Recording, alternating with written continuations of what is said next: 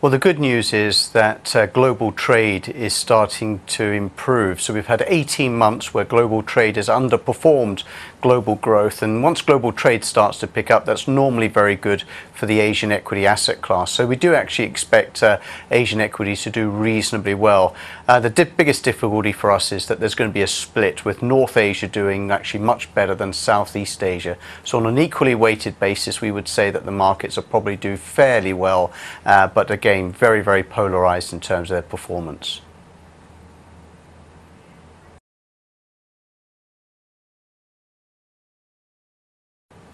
Well, we do like the cyclical trade at the moment. So we've liked the transport, some of the IT stocks, and also some of the material stocks. So that once again favours the North Asian equity markets because they are actually much more operationally leveraged, and they tend to benefit as we see global replenishment of inventories. So we are optimistic on the more cyclical parts of the Asian equity markets, and that's consistent with our view about global trade rebounding.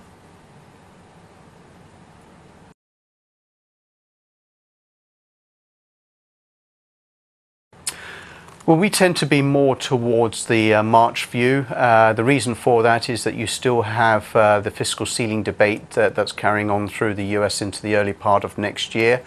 Retail sales numbers at the moment are a little bit muddled, and we also, as I said, there may still be some uncertainty over the actual condition of the jobs market. So a more sort of first quarter tapering is more likely to be on the table in our view.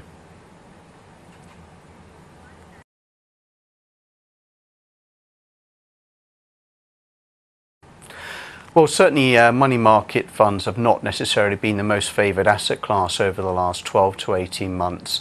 The irony may be is that the forward guidance that the Fed starts to offer, which is consistent with what we've seen with the Bank of England, may still work against the money market fund managers through 2014. So we don't see really any rebound in money market funds in terms of their assets over the next 12 months.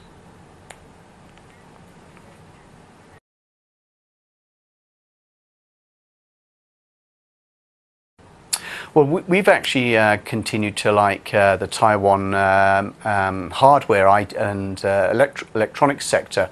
We think it's been largely disowned by investors. IT hardware has become a value part of the equity market, which has got good dividend yields, fairly good operating leverage, and the companies are not very well owned. So if indeed we're right about the sort of capex enterprise spending theme in the United States, then it would actually benefit some of those Taiwan IT hardware stocks.